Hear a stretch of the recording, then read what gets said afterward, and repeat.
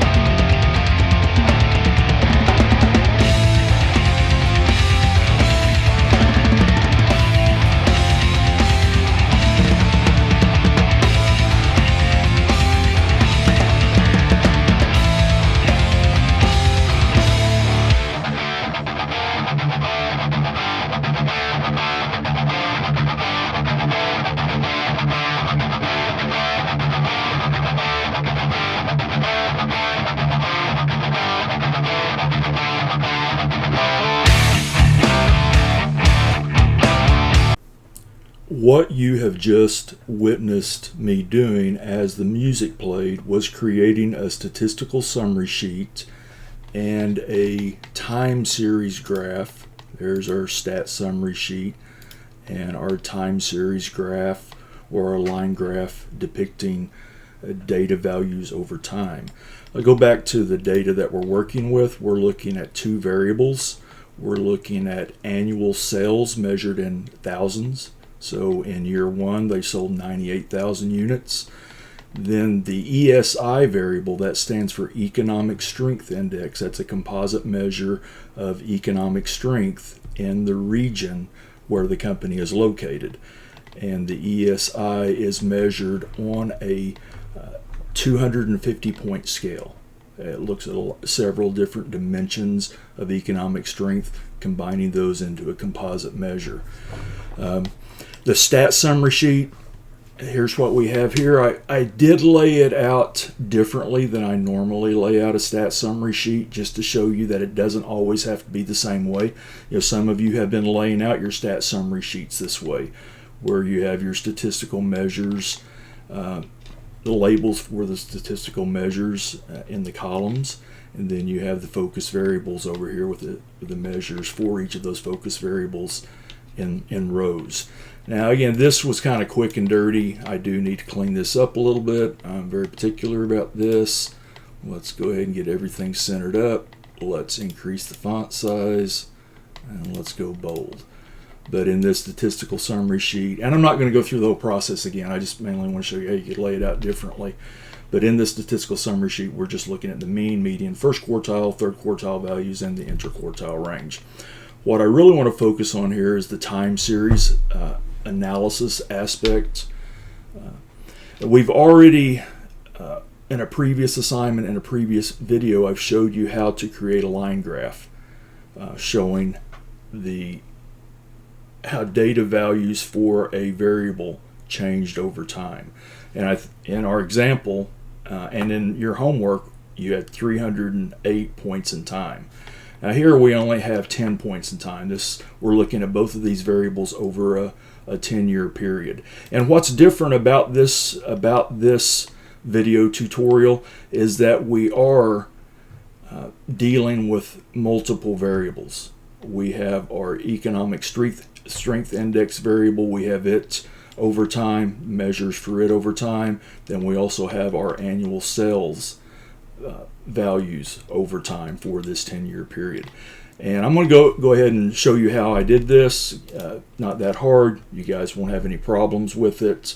In fact, some of you accidentally did this on the previous exercise, where you captured two variables in your range, and both of those variables were depicted in the line graph, or the time series graph, or the time plot. Again, these graphs go by a lot of different names, and pretty much call it whatever you want to, as long as it makes some sense. There's so much different, so nomenclature can get confusing sometimes in statistics. Sometimes we make it more confusing than it needs to be. But again, I digress. Let me go back and delete this, clear this out. I want to show you how to do it from the beginning. Again, here are the data. We have sales in column F. We have economic strength index in column G.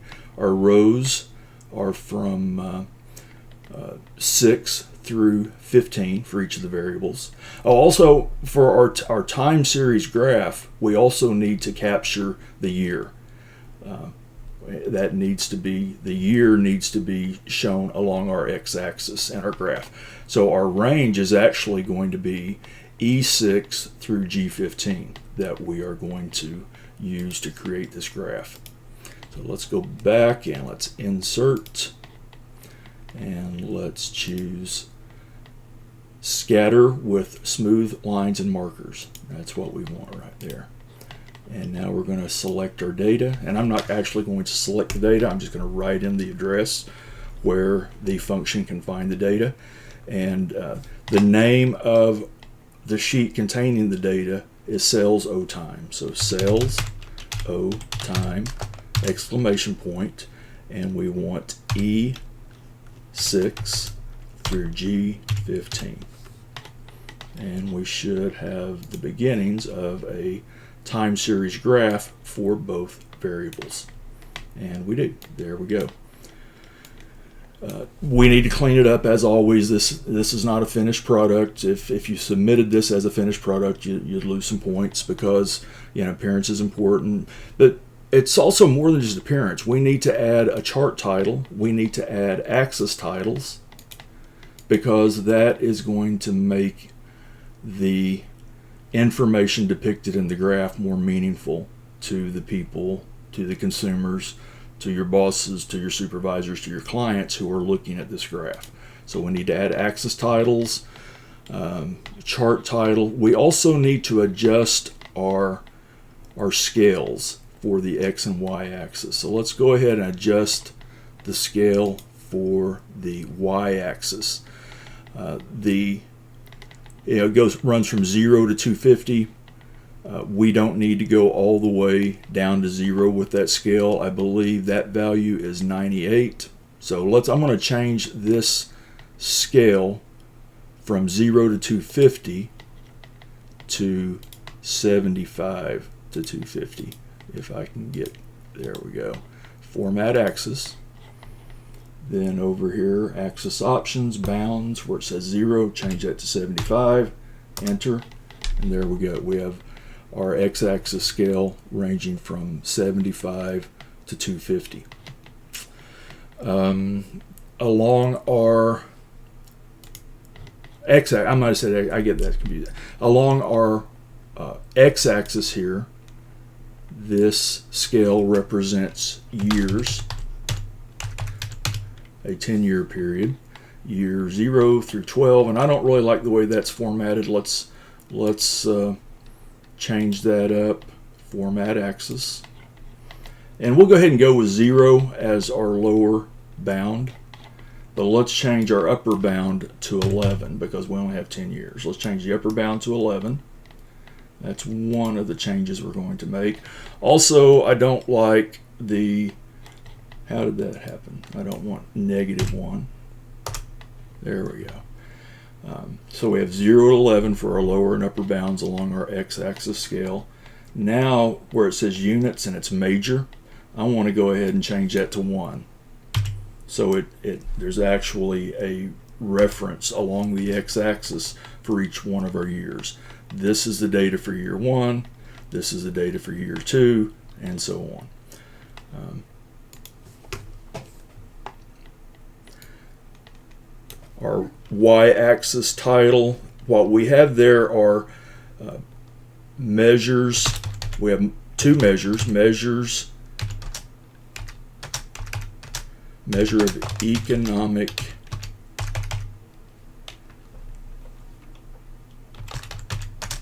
performance and sales in thousands.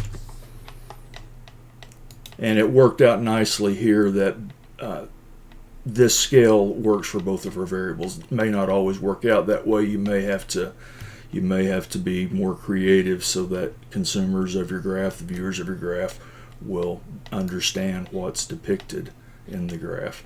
But let's go ahead and increase that font. It's only increasing one of the part of the. Let's change that to 14. And let's change years to 14. Or font 14, font size 14. All right. Now we have the time series for one variable, the time series data for another variable depicted in a blue line and an orange line. Let me go ahead and put a chart title in here. So let's see what would make a good chart title. Economic strength and annual sales over a 10-year period. That's fairly descriptive. That'll work. But now for the viewers of our data, we want to make sure that they understand what the blue line represents and what the orange line represents. So we need to provide a legend. Also, I'm going to change my aspect ratio a bit. Again, aspect ratio is the ratio of the width of the graph to the height of the graph. Normally a 16:9 aspect ratio works pretty well for this type of graph. That would be for every 16 units in width, there would be 9 units in height. It doesn't have to be perfect. I generally just go with what looks like it's providing an accurate depiction. Use your instincts, your critical thinking to come up with what appears to be most most informative to the folks who are going to be viewing and using the information. All right, so again, back to this, we want to make sure that our viewers know the difference between, you know, what does the blue line, what does the orange line represent. So we're going to add a legend. And I'm going to, we have this empty space in the graph. You could leave it over here on the right, but I'm going to bring it over here in this empty space. And I'm also going to, didn't want to do that. Yeah, Series 2, Series 1, that's still not that informative. The reader's still going, well, what does Series 1 represent? What does Series 2 represent? So to be more descriptive, I'm going to add a text box. And the blue line is annual sales in thousands. And let's just drop it in right there. And let's change, since it's the blue line, let's change our font color to blue. And let's bold it. There we go. Now let's do the same thing for our economic strength. Let's go copy, paste. I use Control V to paste. And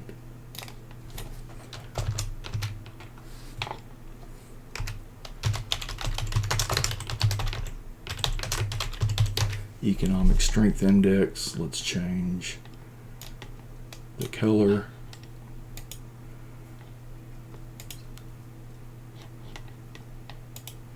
We want an orange that comes close to matching that, the color of our line. It may not be exact.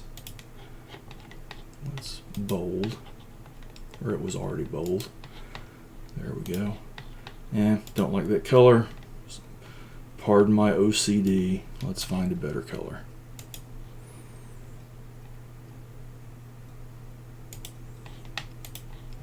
A little better. That'll work.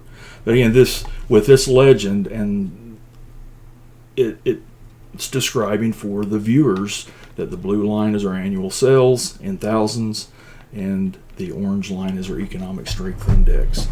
You wouldn't want to just throw the graph at them without a description of what each line represents. See, what else do I have here that I need to do? I think, data labels. I think data labels might work well for this chart. We couldn't do data labels in the last time series video because there were 308 data points and all the data labels were overlapping too much. You couldn't tell one data label from the other. But here we only have a total of 20 data points, and it works. We do need to do some fine tuning here just to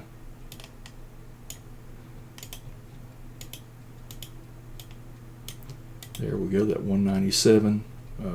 The line connects it to that blue dot. I think everything up. Let's go ahead and fix this one here.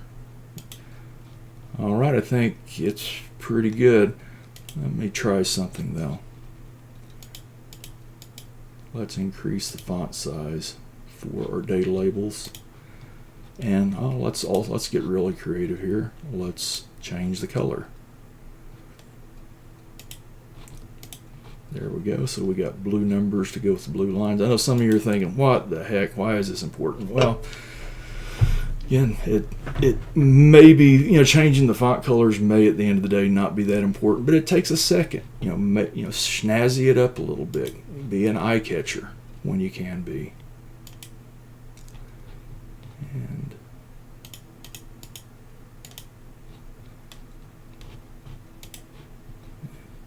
there we go.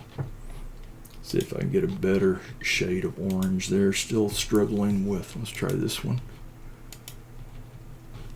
Yeah, that's good. I'm going to stop here. I think someone seeing this graph would be able to see that there's a relationship between economic strength and annual sales, which again makes perfect sense. I try to give you relationships as an examples that do make perfect sense. Doesn't always work that way in the real world. It's not always as user friendly or as interpretation friendly as most of my examples that tend to give us fairly clear-cut results that can allow us to form clear-cut conclusions. Now, you may be thinking, well, is this because of the curve here, or is this a curvilinear relationship? Not necessarily. They tend to correspond with one another in terms of the change that's occurred. As sales increase, economic strength, there's an associated increase. As economic strength decreases, there's a decrease in sales. And we could talk a lot about the possible interpretations of this, but don't want to spend too much of your time here.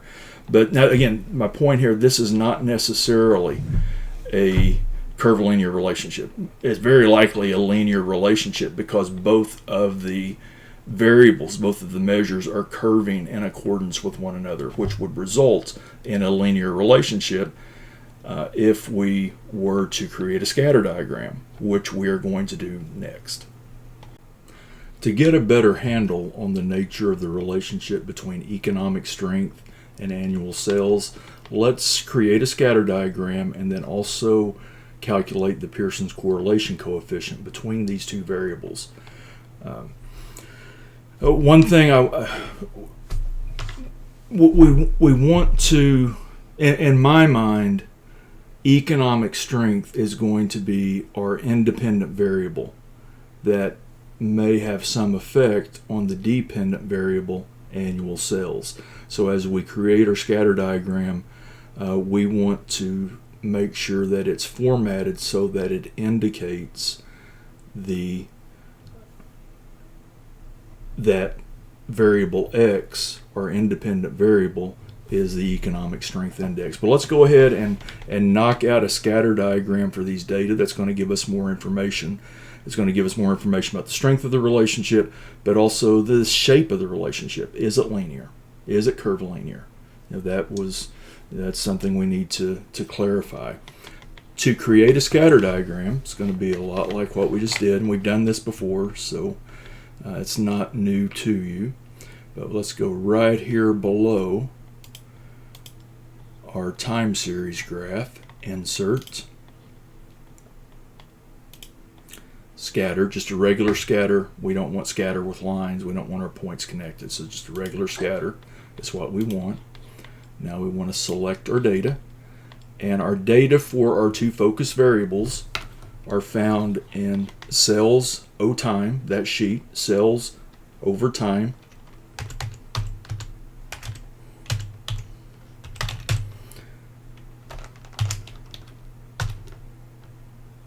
Column F, row 6, through column G, row 15. And that should give us the beginnings of our scatter diagram. And it does. Let's go ahead. Again, it needs a lot of tweaking. There's one really important tweak that I haven't talked about or shown you anything about. It did come up in our midterm, and I didn't deduct any points because we hadn't talked about it.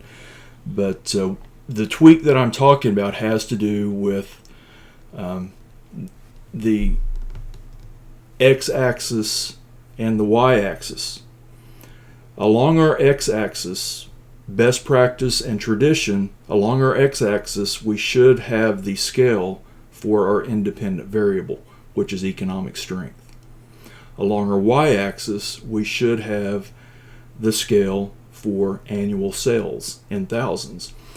But because of the way the data are structured with sales, the sales variable before the economic strength variable, that resulted in the sales variable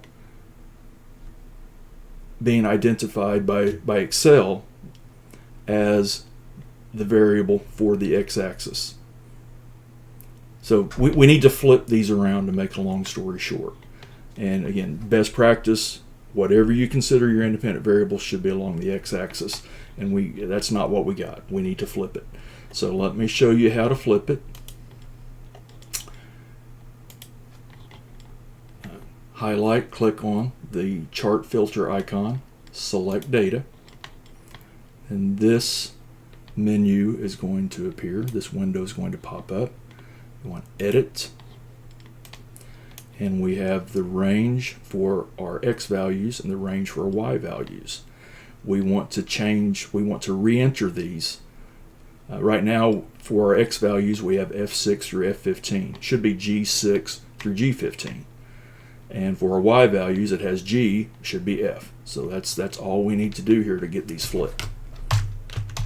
And instead of trying to go in and edit, it's easier for me just to re-enter the range address, cells of time, G6, G15. I don't need to go all the way back. Cells of time F6 through F15.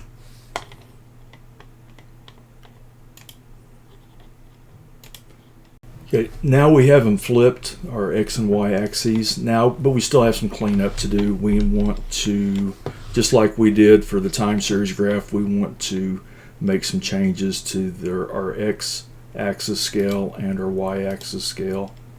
Format axis. Let's go down to 100. Try that. And that was reformatting our x-axis. Let's reformat our y-axis. And we'll take it down to 75. There we go. We could probably even go, let's go ahead and take our x-axis down to 110.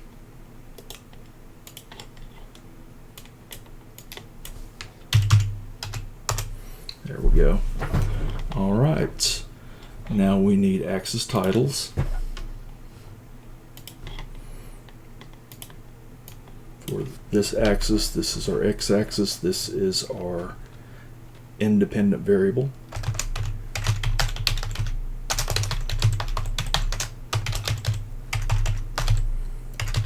Economic strength index. 14, bold will be good. And I'm gonna cheat. I'm going to steal this one. I'm gonna copy. If it'll let me copy. Looks like it's not letting me copy. Never mind.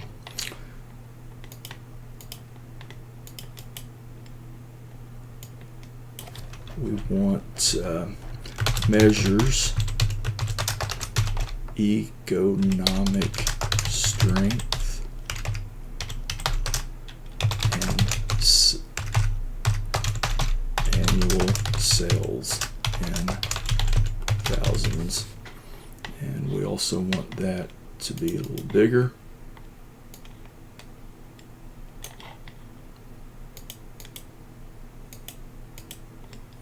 Bold. All right.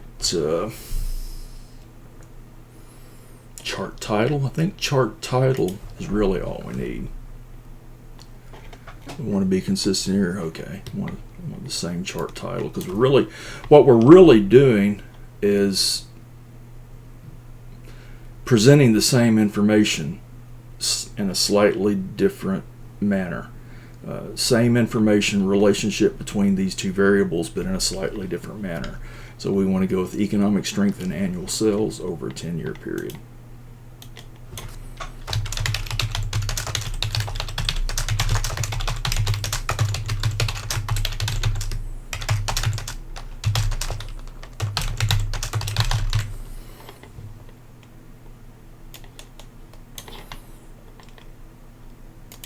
Let's take this up to 24 will be good, and bold. All right, I think that's it. Let's go ahead and add a trend line. And we can already say this is not curvilinear, it's linear as we guessed. But the trend line will provide added evidence of the linear relationship that we have going on there between economic strength and annual sales. As economic strength is higher, sales will likely be higher at the same time. But let's go ahead and do our Pearson's correlation coefficient to get a numerical measure of this relationship. And let's just, anywhere down here will be fine for entering our correlation formula. Once I have my correlation value, I'm going to superimpose a text box over my scatter diagram with that correlation value. So we need equal correl, then we need sales O time F6 F15 comma, don't forget the comma, then sales O time G6 through G15. And let's double check that up here in our box. It looks like it should be fine, but if not, we can fix it. But let's hit enter. Oh, let me say one more thing about this, just as a reminder. When you use the Correl or Pearson's correlation function, you have to enter the range of values, or the range where you find the values for your X variable and your Y variable. And that's what we have here. It sales O time because the data are found in the sales O time sheet. Let's go ahead and hit enter. There we go, 0.919474. And let me create a text box.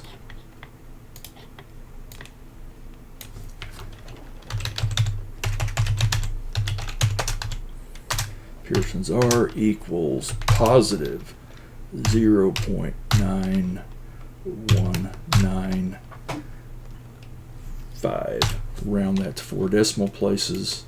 Increased our font size. So again, strong positive relationship between economic strength and annual sales. And again, I'm not going to take the time to pretty this up anymore, but I probably would if I were preparing a presentation, a report, a paper, whatever. I'm going to pretty it up some. All right, I think that's it. We have looked at how we create a time series graph for 2 variables, not just one, and we've also talked about how that can indicate a relationship between the 2 variables, and then we did a scatter diagram just to further assess the relationship between those 2 variables.